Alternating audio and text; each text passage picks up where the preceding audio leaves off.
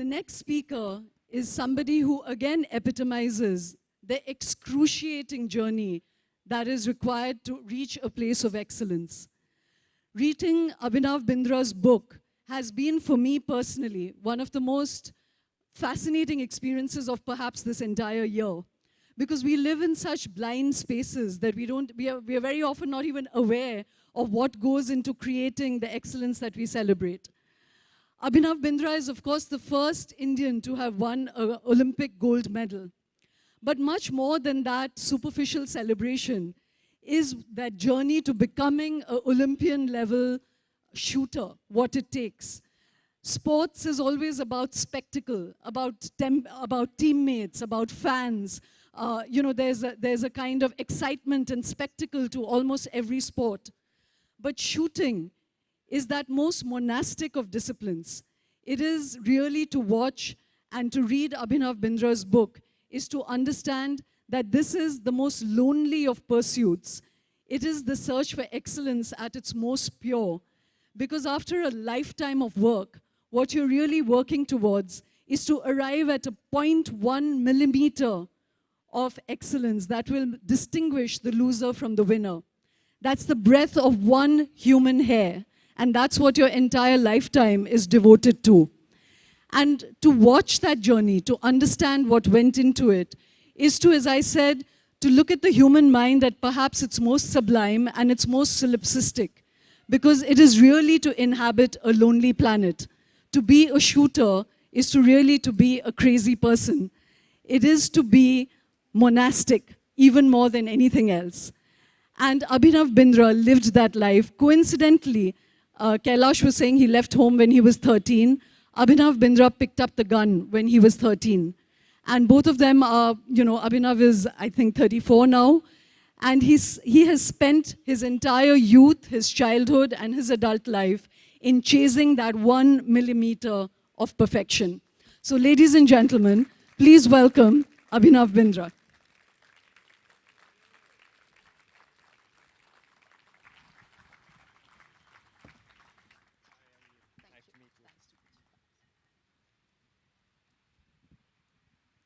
Abhinav, as I said, the book is absolutely... Yeah, you really read it. I really did, yeah. And it was a complete eye-opener for me. You take shooting as you pick up the gun and you shoot. And as I said, I didn't understand the loneliness, the excruciating precision. We've called your session, the three things that we wanted to explore in the session was the science, the obsession, and the redemption. And actually, your life really sums up those three things. So first, I wanted to start, Abhinav, with the idea of the science, because I want the audience to understand what goes into being that shooter. So can you pick a few things which would explain to the audience just how difficult this is and the science that goes into it? Well, when I started shooting... Would you speak a little more? When I started shooting, even I thought this is going to be an easy thing. As a 12, 13-year-old kid, at that time, I hated sport. I was a really fat boy, and I was a champion at missing physical education classes. And I went to the shooting range one day, and I said... Can all of you hear him? Yeah. And I went to the shooting range one day. I was introduced to a coach. And I realized that to be successful in this sport, you have to stand still. So that's for the kid who hated physical education, this was the damn bloody perfect thing to do. I thought this is going to be easy. But in all fairness, in all reality, it was really, really hard. Standing still is perhaps the most difficult thing a human body can do, because the human body is built to move. And what I tried to do for pretty much my entire life was to stand still. And a lot of things went into it. When you're talking about the science of it, it requires the body to be, it requires your mind and body to be absolutely perfect. You're chasing perfection, but chasing perfection is like chasing an untamable beast. You can never be really perfect. But what you have to do is try to be perfect on an imperfect day. And to be able to do that, you have to try and take out every possible variable out of the equation. And you need to get your body absolutely in top shape. So the fat boy had to get into shape. There was a lot of physical training required to be a good shooter. I did a lot of work uh, for my cardiovascular ability. I used to run 50 kilometers every week. Uh, I used to get my body into shape. I used to get blood testing done to find out at my cellular level what my trace elements were, and then supplement it to that level. I don't know if it worked, but I tried it. Um, for shooting, I mean, I went into every little detail to get better. My equipment was absolutely finely tuned. My ammunition had to be matched to my rifle, and it's difficult to do that. There's a science just to get the right ammunition, because it's all about a tenth of a point. And prior to Beijing, the best possible ammunition was being manufactured in China, and the Chinese didn't sell it to anybody. But I managed to get it. I somehow sneaked some in. I almost smuggled it out of China, which was probably bigger than my winning an Olympic gold medal. But I did everything. I did everything that I could to be a better athlete, and work on it holistically. It was not just about shooting. It was about training my mind. I did something called neurofeedback training, where I mapped my brain. I went into a sports science laboratory and did 2,000 shots where they mapped my brain, and then we had patterns that when I was shooting good shots, what sort of brain activity I had. Then I trained my mind to be in that brain frequency. I did a lot of biofeedback training to get my physiology in shape. Yeah, so I did a lot of things, but I don't know what worked. Well, Abhinav, just again to ease the audience into your experience, because I'm not sure, until I read your book, as I said, I had absolutely no clue what goes into becoming an ace shooter.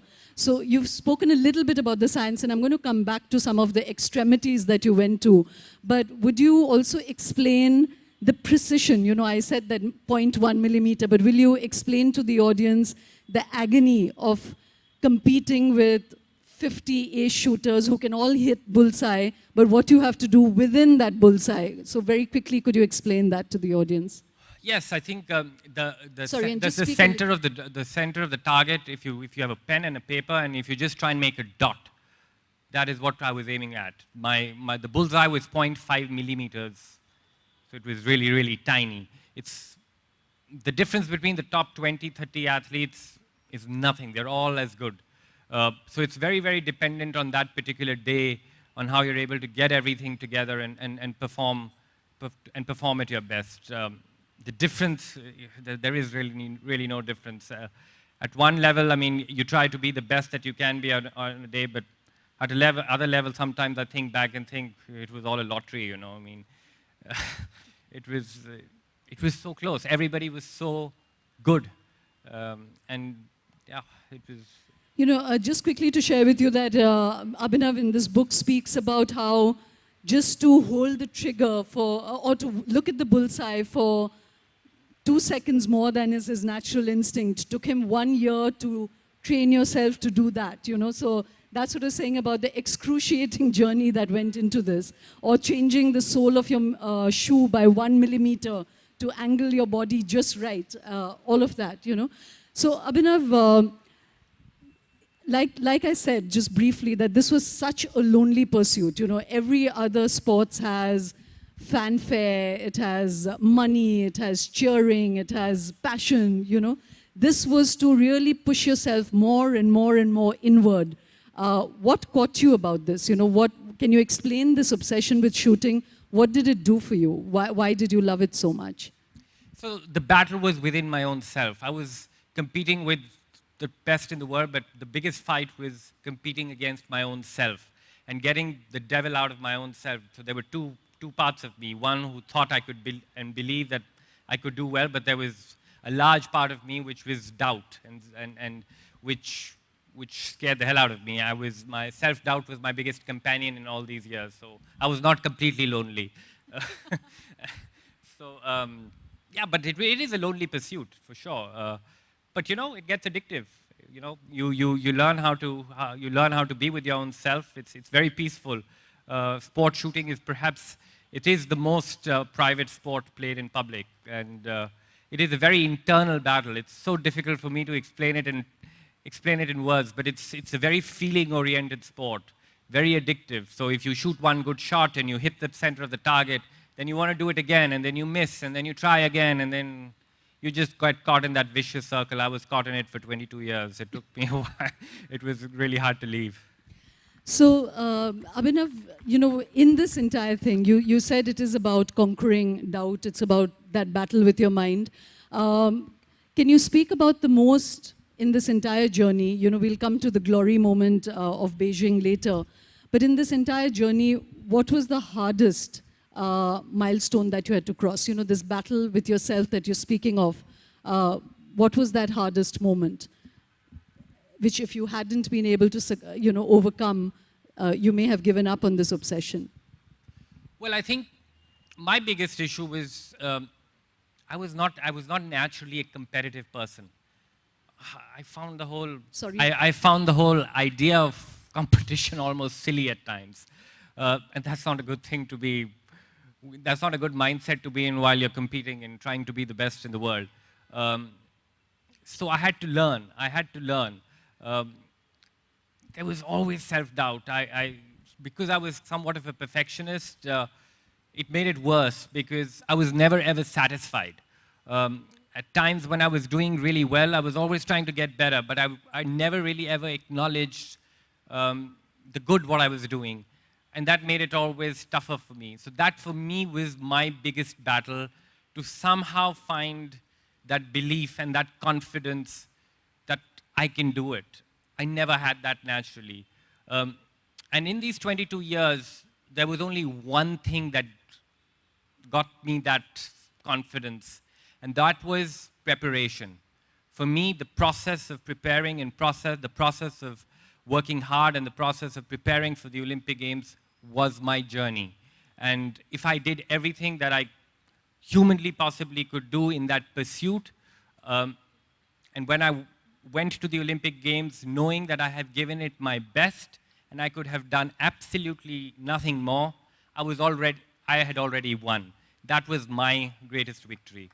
And that gave me confidence, and that for me was, looking back, the gold medal is nice.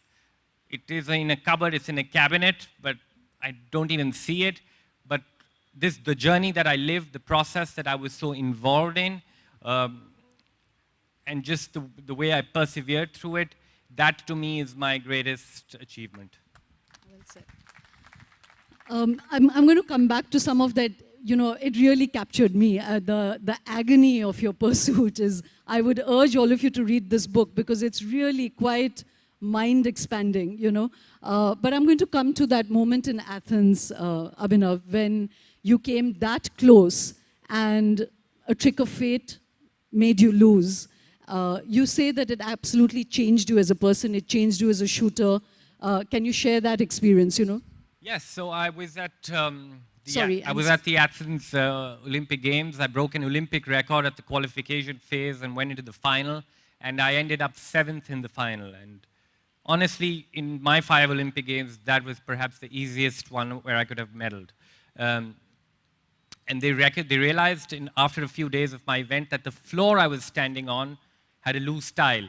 So in a sport where there was absolute stillness needed, I was pretty much standing on a trampoline. So that was it. It really changed me. I was in a depression after Athens. I was bitter. I was unhappy. I was in a bad state. But then I found my way back. I think time was the best healer, and I found a way back, found my passion back. And how I changed was, I became even more process-oriented. I was very, very detached from the outcome. For me, my job was to shoot every single shot that I had an opportunity to shoot at the next Olympics, to do the best on every single shot. Every single shot was a new competition, was a new opportunity, and my goal was to do the best that I could in the competition. And the outcome, I didn't really care about the outcome anymore. So Athens actually got me detachment from it and from the outcome, and that, I think that was probably one of the main reasons why I actually succeeded. So, Abhinav, one of the things that caught my attention was this conflict, this massive conflict between what you have to do to get your body ready, which is like you were saying, you did 50 kilometers of running, you did commando training, you did, I don't know how many push-ups and all of that, which gets your adrenaline pumping. And then your mind is, it's at that moment of competition, it's alive, it's filled with fear. And could you speak a little bit about that? I would really like you to share the psychology of that moment, everything that goes into the preparation, and then how you have to undo all of it to be in that moment, So I was a perfect training shooter.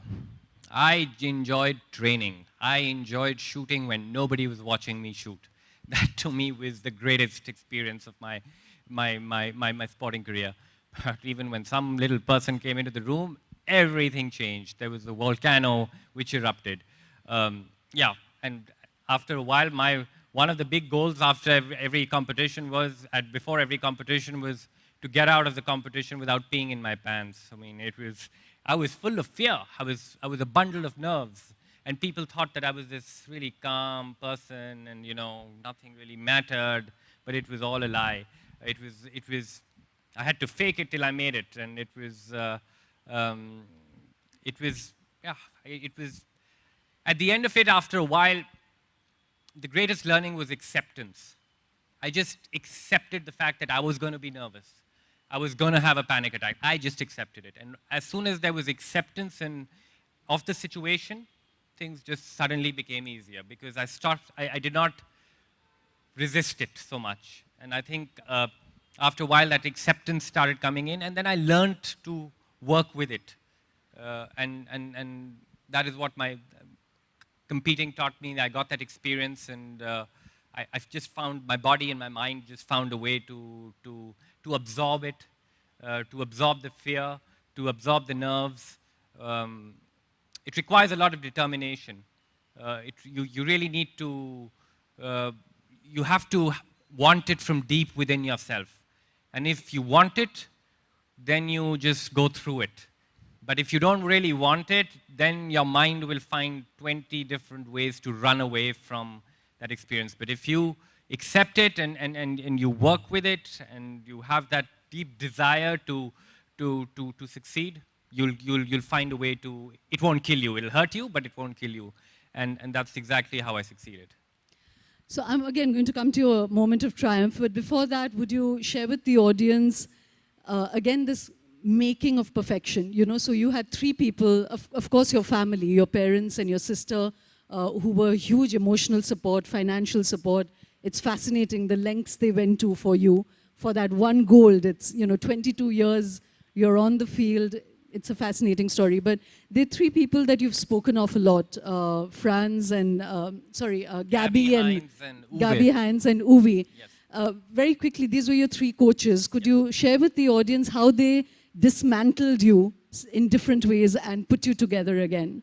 And how India doesn't do that for its sports people that much. So I'll talk a little bit about the different personalities these people were. Gabby and Heinz were very lovable people. They were very kind to me. I lived with them as a 14-year-old. I used to go live in their homes, and they were like parents to me, and very, very kind people. And I love them. I mean, I love them. And Uwe was a complete different. Perhaps in my whole life, I've just hated one person, and that is Uwe. But I still stuck on to him because he brought a lot to the table. He always asked me uncomfortable questions.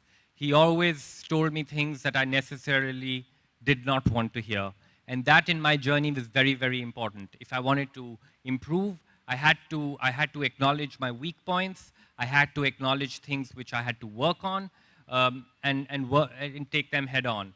And Uwe was this individual I really hated him. I still hate him.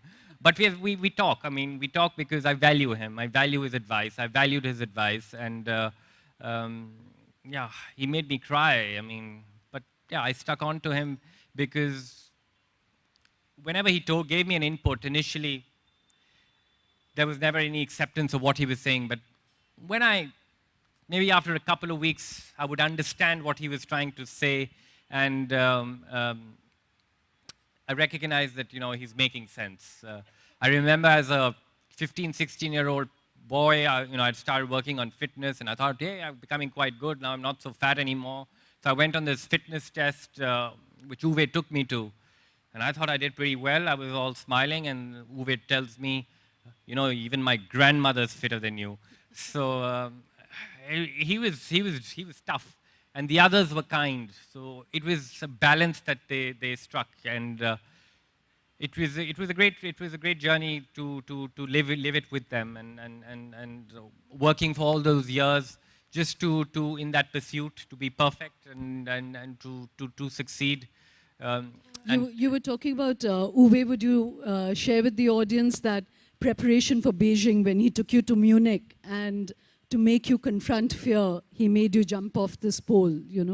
Yes, so just a week before Beijing, Uwe took me on this commando course, and it involved different obstacles, but I'll just talk about one, and which was to climb this 40 or 50 feet pole. The pole was the size of the diameter of a pizza. So you had to climb it, and then you had to jump off it. So it was a real experience of my life. Perhaps I slept the best. I had my best sleep ever in my life that day because I was so satisfied.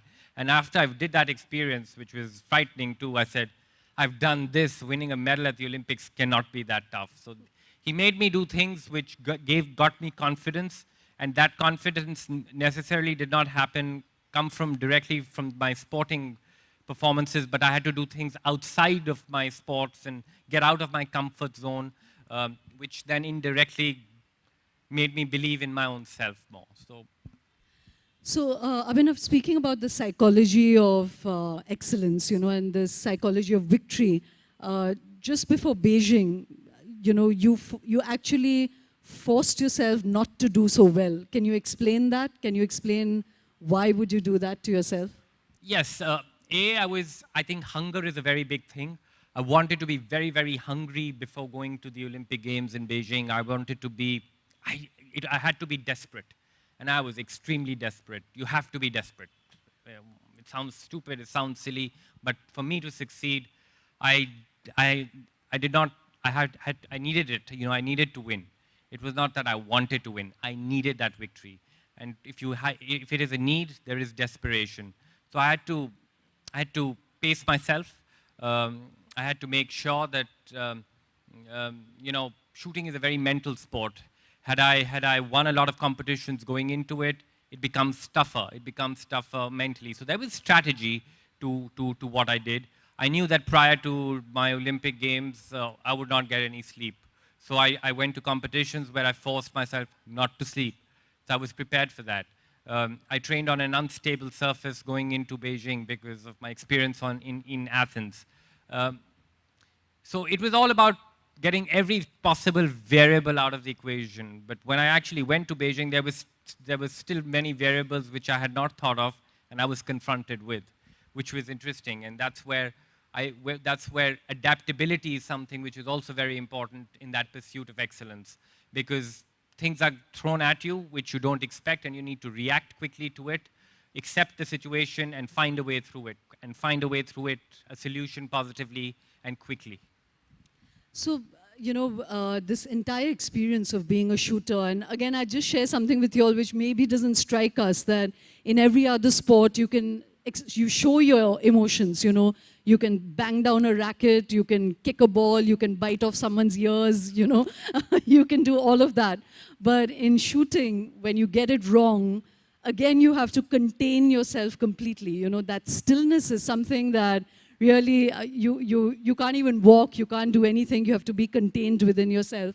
You can't throw your rifle down, You can't shoot somebody. You can't shoot somebody. So, in this entire journey, Abhinav, has it taught you some life lessons about things that you could maybe share with the audience? Has it changed your character in a certain way that you could apply to life as well?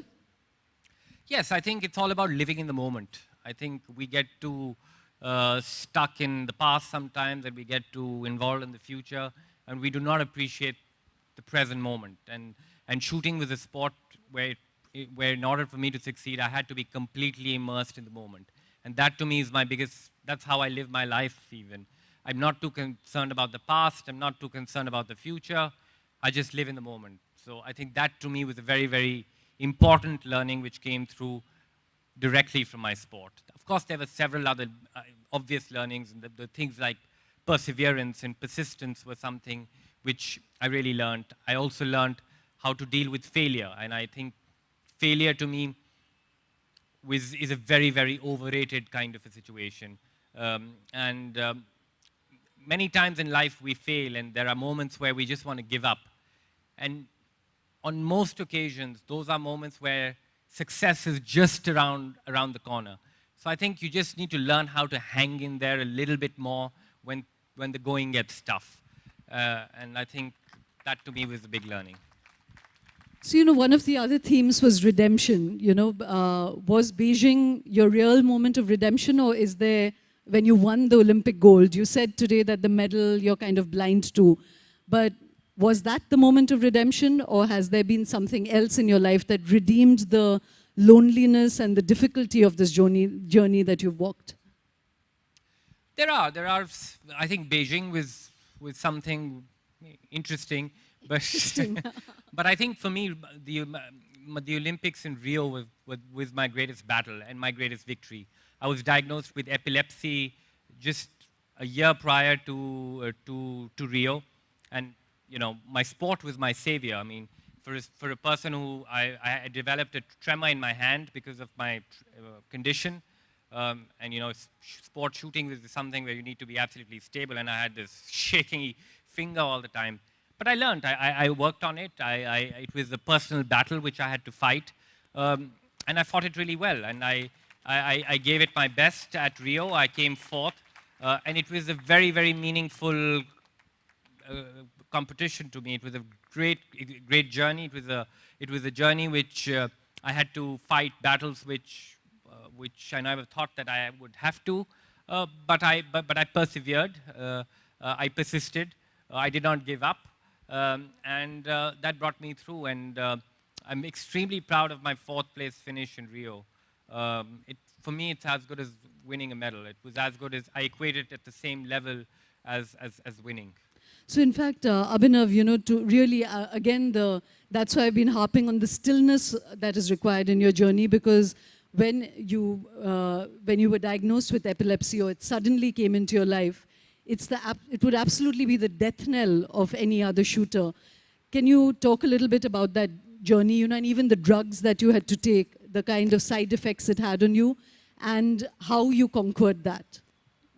Well, I think when I was diagnosed with it, I was very, very shaken, and I was extremely unsure of my own self. I was unsure of myself as a person. I didn't know what the next moment would bring. And that again, actually, it comes back to living in the moment. It forced me to live in the moment because it made me more aware of the moment, because I really didn't know what would happen in the next moment. So I started really appreciating living in the moment. And in an ironic way, it actually started helping me in my sport in some way.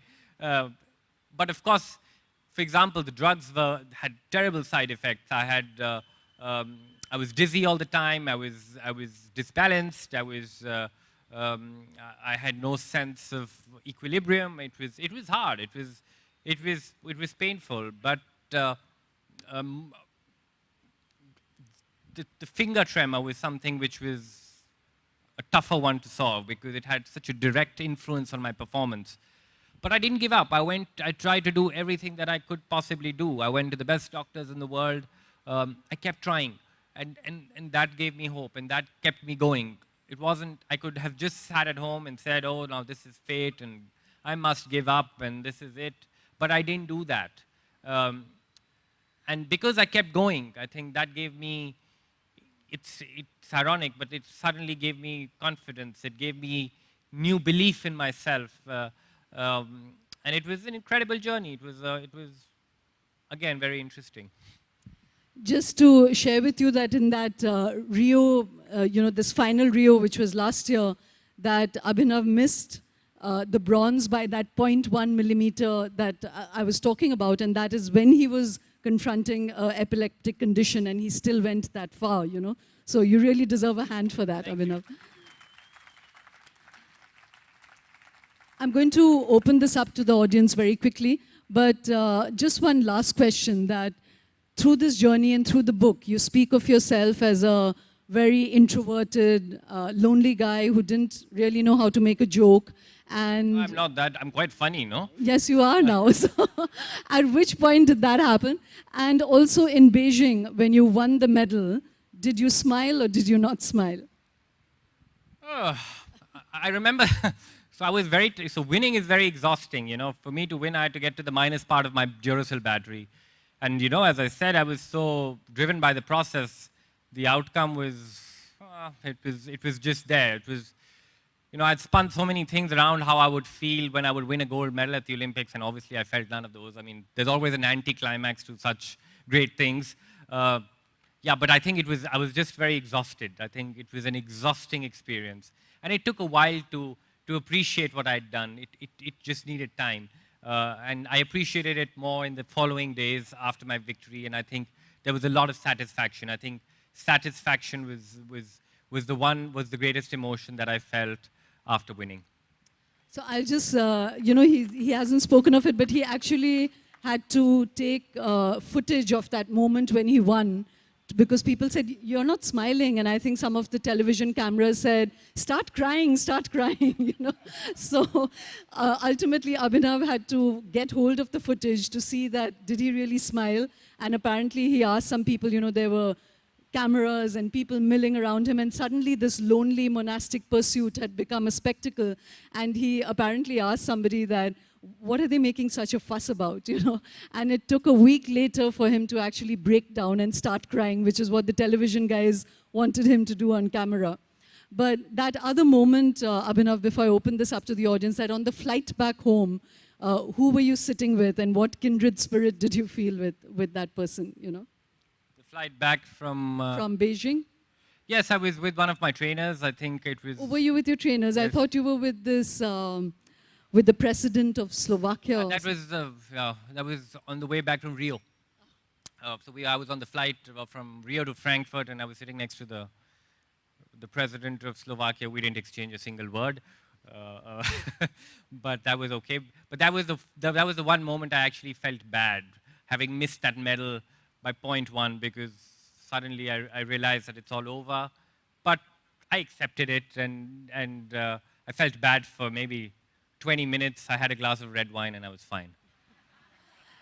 And you know, when you finally, after this long, long journey, you know, when you've just been obsessed with that, or getting to that 0.1 millimeter human breadth of human hair of excellence, and then in Rio, when you finally packed your bags and you're done with it, you're done with this life, what gives you sustenance now? You know, what is that, what makes you live in the moment now? Oh, that's a hard one. It's been an interesting journey. My transition has been quite smooth, actually, because I've found something else to do and remain busy. I think that's an important part. But what is very interesting, what is very different, I'd like to say, is I realized how selfish I was for 20 years. Because for 20 years, the world just revolved around me as a person. Because I was selfish in a good way, because I was trying to get better, and everything revolved around me. And now I'm in a different phase of life, and it's not just about me anymore. So that's been a very big learning, and that's been very different. But it's nice. I just try and appreciate. There are challenges now. Life never gets easier. I mean, retirement doesn't mean that now I have some cushy life that I have to lead. I start a new phase of my life, and I started from scratch. And it's another journey. But that's all right, and I think that makes it exciting. I think it's like, I look back at my sporting career. When I started as a 13-year-old, I was useless at it. Now I start a new phase, and I start from scratch. But that makes it interesting, and my experience in sport teaches me that, and that keeps me going and helps me overcome my daily challenges and makes sure that I stay in the moment. You know, talking about overcoming difficulties, that we've spoken about some of it, but Abhinav, also for a shooter where you have to see that eye of the bullseye, was also, you know, used to wear spectacles and had minus 2.5 vision, and most of your coaches thought that you just can never do it. That's an interesting point. I won the gold medal with this bad vision, so it was actually not so bad. But it was very interesting. So I had absolutely zero peripheral vision. So when I was walking, I couldn't really see anybody on the side. And people thought I was this rude, arrogant person. But the honest truth was that I didn't see them because I didn't have any peripheric vision. But that actually also helped me in my sport because I could only focus on the damn target. And then post Beijing, I actually got LASIK surgery done. And now I have perfect eyes. But after, when I got my perfect eyes, my performance was never as good because suddenly I could see all these people and suddenly I had distractions. So it was also interesting. It was something I had to, again, rework and relearn. I thought that getting my eyes better would actually help my performance, but it actually, I had to adapt to it, and it was an interesting learning too. So even metaphorically, in the pursuit of excellence and victory, is it necessary actually for people to be selfish and not to be able to see anyone else? Do you think that's a quality necessary for victory? You have to be bloody minded. I think you have to be bloody minded.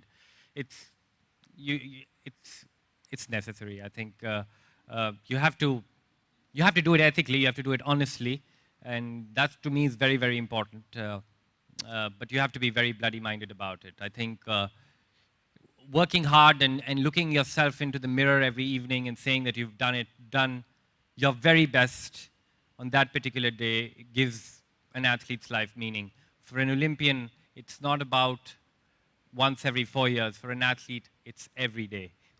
For us, the Olympic Games is every day. Okay, I'm going to open this up. Are there any questions? Sorry, I can't see because the light is in my eyes. Okay, while we are hunting out the questioners, I'm going to use this. Okay, yeah, I can see somebody there. Hi, right here. First of all, thank you for being here. I think it's an honor to see somebody who's achieved so much for the sport and for the country. The one question I don't think that got addressed today is the importance of practice. And I think you talk a little bit about that in your book, or a lot about that in your book. But if you could tell, I mean, there's this general theory that you need 10,000 hours of practice to be good at anything. What was practice like for you, and how much of it did you do? I was obsessed with practice. That was the only thing I enjoyed doing. I hated competition. I just loved practice. I just kept practicing. I would train, I think 10,000 hours is bare minimum. I think it's needed to be at an elite level.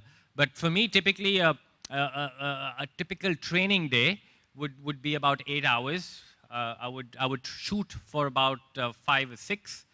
I'd spend at least 2 hours in the gym. At least I would shoot about 500-600 shots on a daily basis. I was supposed to take Sundays off, but I rarely took a Sunday off. For me, it was stupid. It was just I just kept doing it. I just loved it. I think I overtrained. I think I was an overtrained athlete. I would not prescribe my way to another athlete. I think there are smarter ways you could have done it, but I just loved practice. So it was my greatest obsession, practice. Any other questions? Yeah. I think Samir, you were asking, and I think he even shocked his coaches once, because even when they were asking him to get off the range, he wouldn't get off the range, you know. Abhinav, great, thanks for all that. You know, between the coaches you loved, which is love, and the tough love, which was the other coach, Uri, you said? Uwe. Who impacted you more? I think they impacted me in different ways. I think there were times in my career I needed comfort, I needed that soft touch.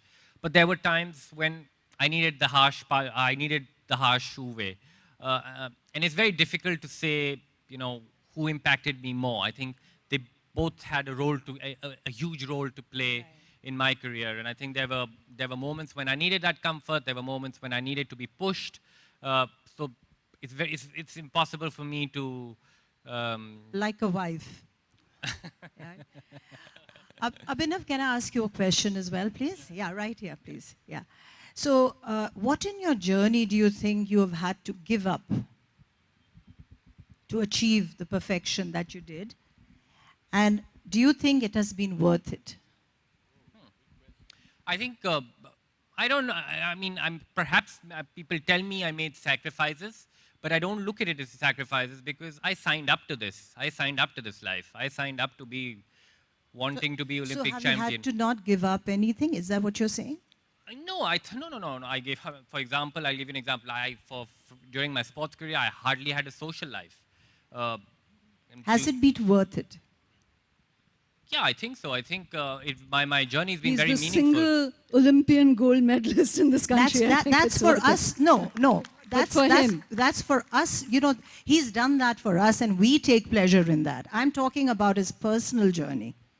You know, we take great pride in your Olympic medal. But what about your personal journey? Has it been worth it? Absolutely. It was. Wonderful. That's what I wanted to hear. Thank you. Okay, yeah, there's a question there.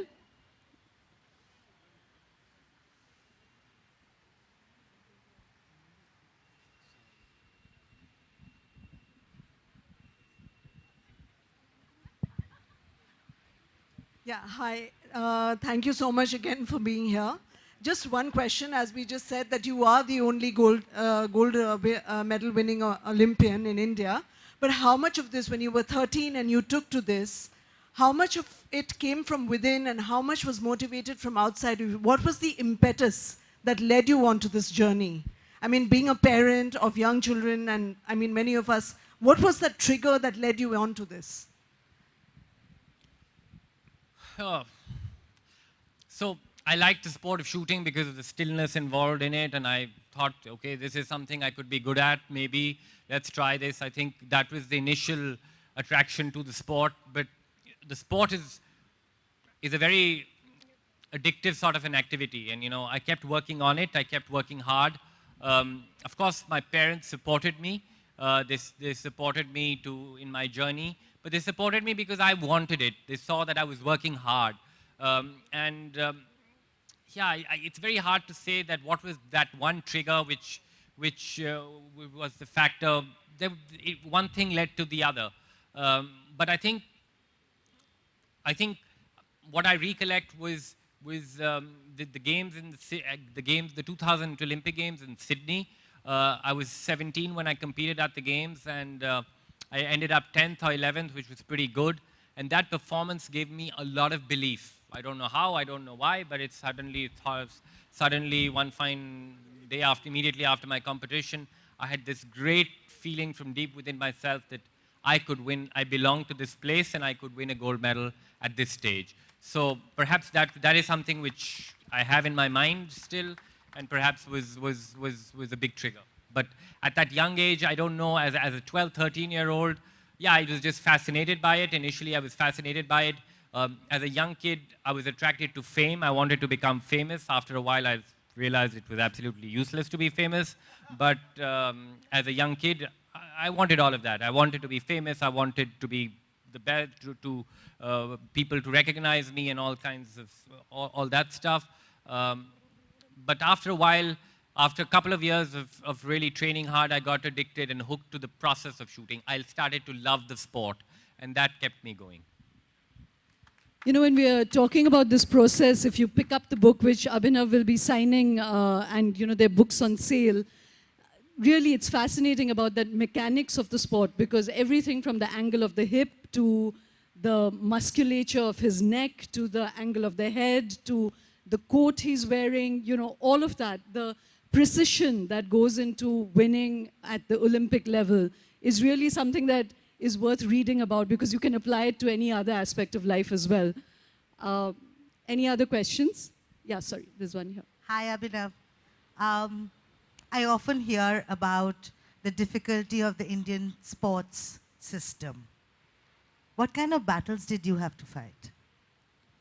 Oh, there were several. I think every Indian athlete still goes through it. It's improving a little bit, but at one stage, at 10 years back, it was even worse. Yeah,